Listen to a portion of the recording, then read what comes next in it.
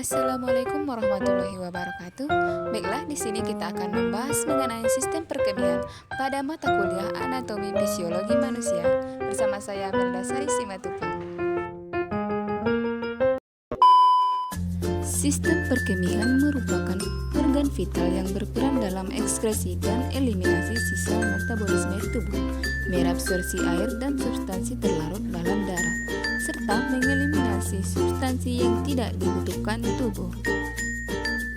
Sistem urinaria adalah sistem organ yang memproduksi, menyimpan, dan mengalirkan urin. Sistem ini terdiri dari ginjal, ureter, kandung kemih, dan uretra.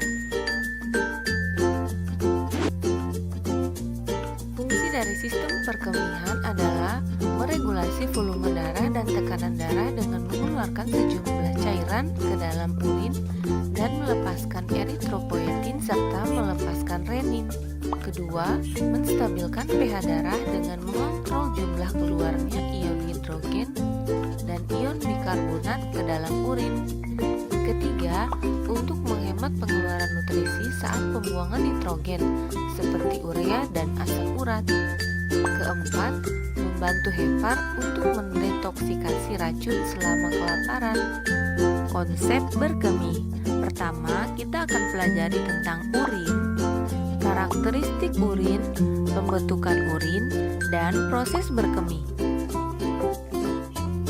Urin atau air seni adalah produk akhir dari sistem perkemihan melalui proses filtrasi oleh glomerulus, sekresi dan absorpsi oleh tubuli.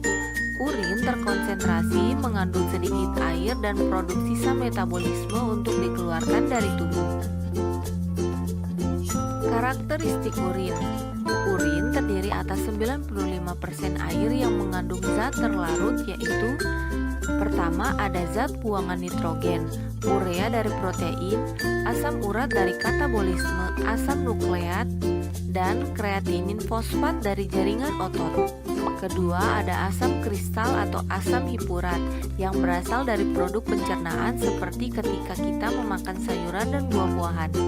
Ketiga ada keton yang berasal dari metabolisme lemak dengan unsur pendukung dalam jumlah yang kecil. Keempat ada elektrolit berisi ion natrium, klor, kalium, amonium, sulfat, fosfat, kalsium, dan magnesium.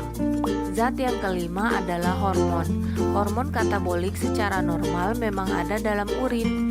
Yang keenam, zat kimia lain berisi jenis toksik, pigmen, vitamin, atau enzim dalam jumlah yang kecil. Lalu ada konstituen abnormal berisi albumin, glukosa, sel darah merah, dan sejumlah badan keton. Normalnya urin berwarna jernih dan menjadi keruh bila didiamkan, berwarna kuning pucat atau kuning pekat. Urin memiliki aroma khas amoniak dan bervariasi tergantung apa yang dimakan. Tingkat keasamannya bervariasi antara pH 4,8 sampai 7,5 tergantung dari jenis makanan yang dikonsumsi. Bila mengkonsumsi makanan yang tinggi protein akan meningkatkan keasaman urin. Selanjutnya, pembentukan urin. Pembentukan urin terdiri dari 3 tahap. Ada tahap filtrasi atau penyaringan, kedua reabsorpsi atau penyerapan kembali, ketiga augmentasi atau sekresi atau pengumpulan. Yang pertama, proses filtrasi. Pembentukan urin dimulai dari ginjal. Tekanan darah akan mendorong darah dari arteri renalis melalui membran filtrasi. Darah difiltrasi di glomerulus. Glomerulus akan menyaring air, garam, glukosa, asam amino, urea, dan zat lainnya ke kapsul Bowman. Hasil filtrasi di glomerulus disebut urin primer, kemudian dialirkan ke tubulus ginjal. Kedua, proses reabsorpsi. Setelah proses filtrasi dari glomerulus, terjadi proses penyerapan kembali di tubulus proksimal nefron, tubulus distal, lengkung Henle, dan tubulus pengumpul.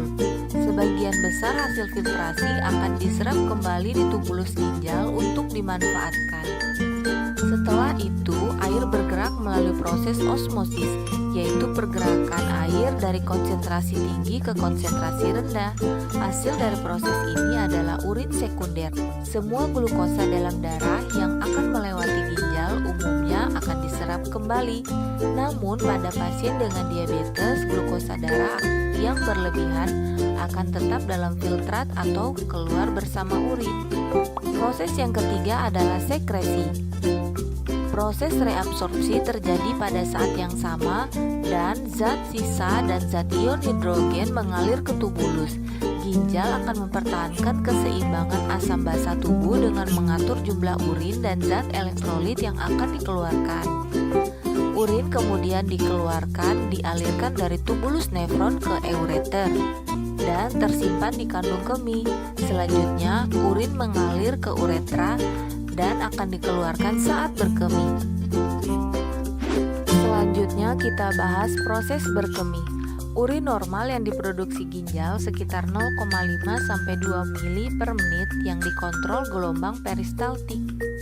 Secara fisiologis ada 4 syarat yang harus terpenuhi agar proses berkemih berlangsung normal. Pertama, kapasitas kandung kemih yang adekuat.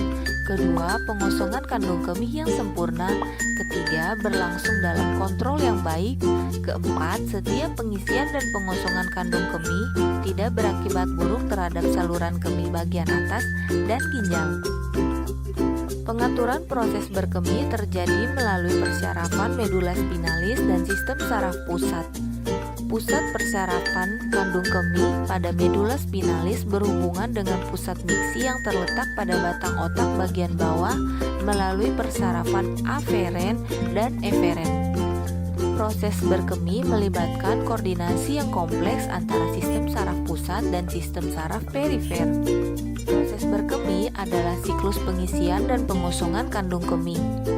Langkah pertama dalam proses berkemih, ketika kandung kemih secara progresif terisi sampai melebihi nilai ambang sekitar 350 sampai 500 mili.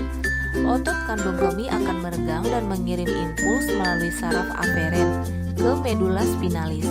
Sinyal ini yang akan diteruskan sampai pusat berkemih dan di susunan saraf pusat. Kemudian diolah di lobus frontalis, parietalis, dan batang otak untuk selanjutnya diteruskan atau dihambat melalui saraf eferen yang turun kembali ke medula spinalis. Ketika uretra mengalirkan urin akan mengaktifkan refleks kontraksi kandung kemih sehingga sphincter eksternal dan uretra akan berelaksasi dan urin dapat keluar. Refleks berkemih adalah refleks medula spinalis yang seluruhnya bersifat autonomik, tetapi dapat dihambat atau dirangsang di otak. Apabila proses berkemih belum dapat dilakukan, maka otak akan mengirimkan sinyal untuk menahan rangsangan miksi. Sedangkan bila proses berkemih telah dapat dilakukan, maka akan timbul perintah untuk pengosongan.